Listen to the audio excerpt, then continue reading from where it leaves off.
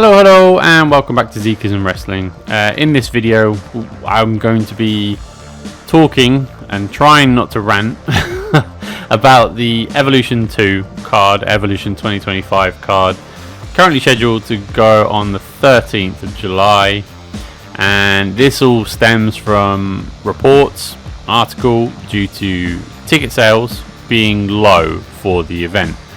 Now, the article stated that and it's been sourced and verified by some of the dirt sheets and the usual candidates online sources.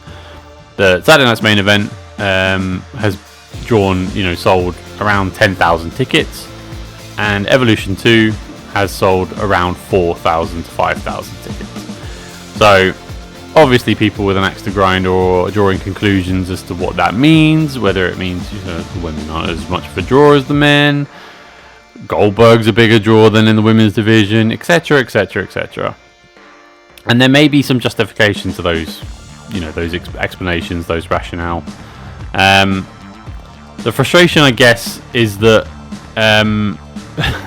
well, there's a number of frustrations. Number one, we'll start with the show itself. They announced the show, I think it was WrestleMania weekend, or so that's April. So they've had 3 months in which to promote this show, and in some ways it's not dissimilar to them booking any other PLE. So in that respect, I'm sure they would argue there's no difference between the women's PLE and any other PLE.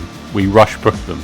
We don't book them with any long-term sort of foresight. We don't give them a 4-week run-up or anything like that. And you go, well, okay, there is an element of that's an evidence of equality, I guess, in someone's head.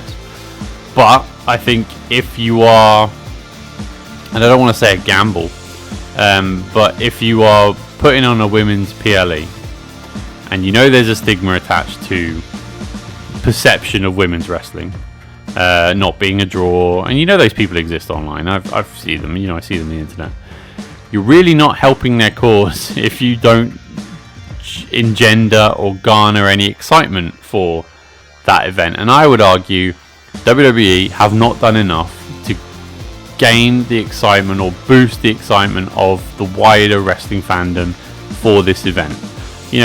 All you want to do as someone who defends women's wrestling, and I've got a daughter who only wants to watch women's wrestling, so I can speak from some authority when it comes to saying, well, if my daughter only wants to watch women's wrestling, there is a market out there for promoting women's wrestling in a positive light, giving them storylines, meaty, meaningful storylines, which we can all know has not been done long term for a long time.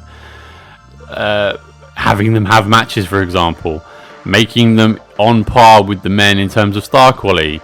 I mean, you look at the women's division, you could argue there's enough time that's been put into maybe 1, maybe 2 acts in the last 2 years under Triple H's watch. And I'm a Triple H stan and a big fan and a mark for him, as I get pointed out regularly. But you can't help but criticise the women's division booking because they're just, I don't say non-existent, it's just not as good. It's very sort of dismissed, very rushed style of, they're on TV, but what are they doing? They have segments, but are there any thought put into them? Is there any sort of direction put into them?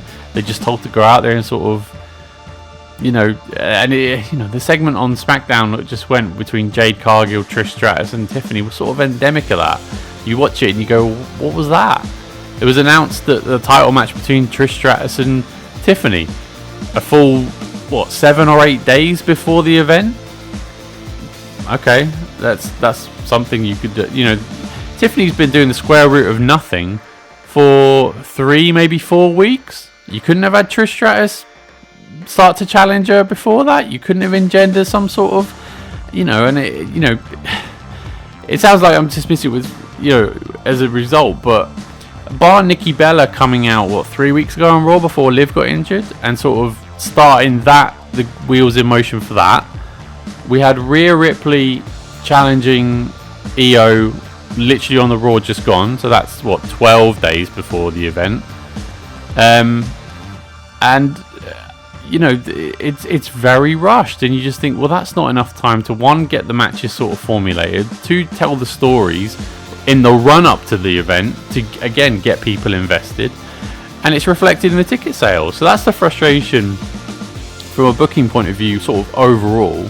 And again, it's turned into a little mini rant because it's frustrating, because you want to see them succeed on their own merits or fail on their own merits. You cannot argue that WWE WWE just does not do enough to give them a fighting chance, I would argue.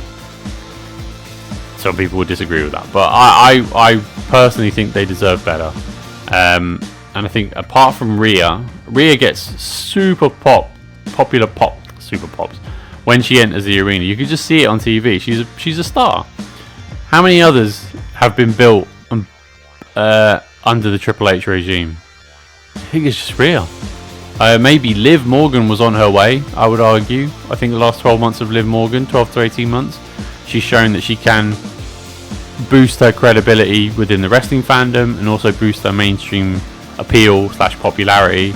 And I would argue that may be another one, but again, she's injured, she's off. And I sort of don't buy that even if Liv hadn't got injured, that the whole Evolution card has fallen apart as a result, because Liv only got injured the week before the Raw we just had. So no, I don't buy it. It's a letdown. The other elephant in the room, and I think this has been pointed out a couple of times that I've seen from commentators, they've heard from, you know, I think SRS or you know, Fightful have pointed out that they've heard from sources, but the women's division are frustrated because they are double booked against AEW's All In. Yeah, that sucks. That sucks because that's drawing. You're talk about setting them up to fail, and you know there are going to be articles about more people watched AEW All In than watched the women's pay-per-view, and it's not fair if you have one event which is a women's only pay-per-view a year, and again we haven't had one in 7 years, but it's set up to fail as a result of not backing it enough in terms of not just the booking but also double booking it against your competitor, for the reason being that you're trying to siphon off viewers from AEW All In, which, let's be honest, if they're hardcore wrestling fans, whatever, they're going to watch AEW All In and then they're going to champion that, and then you're going to get the argument about women's wrestling not being a draw, etc, etc, etc. And I just think it's needless, I think it's silly, and I think WWE are to blame. TKO, WWE, whoever, whatever you want to say. And it comes when, you know, I circle back to where I talk about the star power. The star power is only as much as the investment in time and faith. And again, they gave that to Rhea over the last 3 years, and she's rewarded them because she's a super popular mainstream breakout star, I would argue. No one else, even Charlotte and Becky, who are huge names in the women's division within the wrestling fandom, I don't see them breaking out in the mainstream, and I think they don't get cheered as much when they come into the arenas anymore. One, because they're sort of playing heels, I get that, but at the same time, their aura has been diminished slightly. So I think you're on a hide into nothing if you can't build new stars. And again, you need the time and investment, and let's be honest, stories, which until early this year really hasn't been the case. Naomi and Jade, I'll grant you, have been the match that was announced literally the other day for Evolution. No holds barred. That feels like rushed booking to me. I don't think that was in the plan. It could be wrong, could be right, but the fact it's booked 8 or 9 days before the event doesn't fill me with confidence that this was the grand plan for the card. So yeah, that's the frustration, I think, is because you want to champion and back these women to deliver. And by the way, I think no doubt Evolution will be a much better show than Saturday Night's Main Event, and I'll bet I'm right the day after, because the first one back in 2018 was arguably the best show of the year, and I'm not even joking. Go back and watch the pay-per-views of that year. I think Evolution was the better pay-per-view, one of the better pay-per-views, if not in the top 2 or 3 of that year. I've said that before on this channel.